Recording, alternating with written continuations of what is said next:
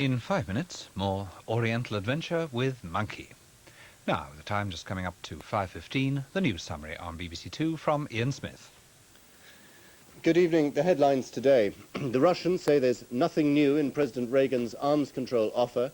There's been a bomb explosion in the city centre in Johannesburg amidst a widespread security clampdown, and it looks certain that there'll be no televised soccer this season in England and Wales. Now, these stories and others with subtitles.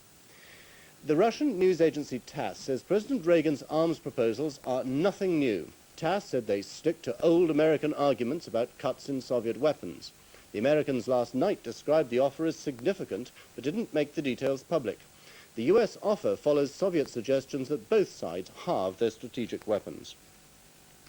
The Dutch government will announce this evening whether it'll take 48 NATO cruise missiles. It's expected that they'll agree to station the missiles at a base near the border with Belgium. Last week, a 3 million name petition against cruise was handed in to the Prime Minister, Ruud Lubbers. There's been a bomb explosion in Johannesburg, despite a big security operation to stop rioting. It's thought that the bomb went off in an office block. There are no details of casualties.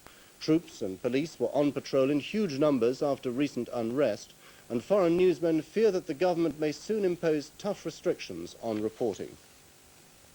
The British nominee for the Commonwealth team to seek talks with South Africa has been named. He's Lord Barber, the former Conservative Chancellor of the Exchequer in the Heath government.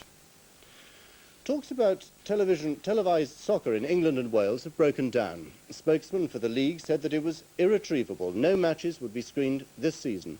The league accused the TV companies of taking advantage of the problems that the game was facing.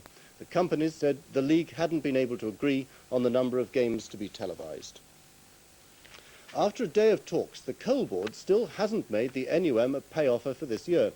The breakaway miners' union has already been offered a 5 to 7% rise by the board. The government's reduced the number of teachers' seats on the Burnham Negotiating Committee.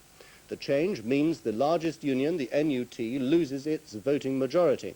The second biggest union, the NAS-UWT, has welcomed the move. But the NUT President Fred Jarvis says it won't bring an end to the pay dispute. It won't bring an end to the dispute any nearer. Mrs. Thatcher has spent the day visiting nuclear plants in the northwest. At Sellafield in Cumbria, she opened a £440 million reprocessing plant. The Hungarian leader János Kadar has visited a supermarket in South London. It's thought he was copying Mrs. Thatcher, who went to a market in Budapest on her visit in 1983. He inspected jars of Hungarian jam and made a jam of his own, as his party blocked the aisles. After yesterday's BBC television report on dangerous fireworks, more have been found in West Wales. Firemen in Dyfed say they've identified another brand of badly made rockets from China. And later this evening, Newsnight looks at the developments in the teachers' pay dispute following today's restructuring of the Burnham Committee.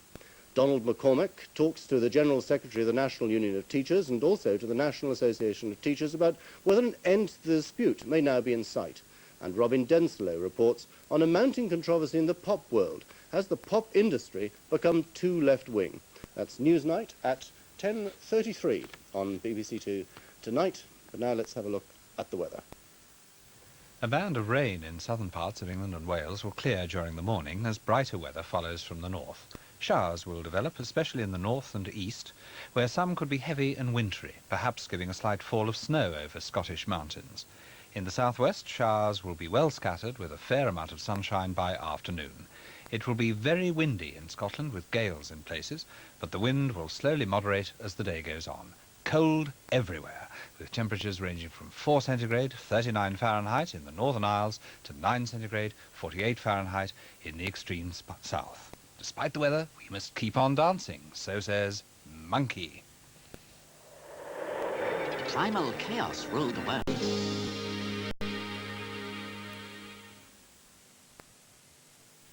On BBC1 now, the 6 o'clock news with Nicholas Witchell and Andrew Harvey. While we on 2 progress in leaps and bounds following Tarzan and the Trappers.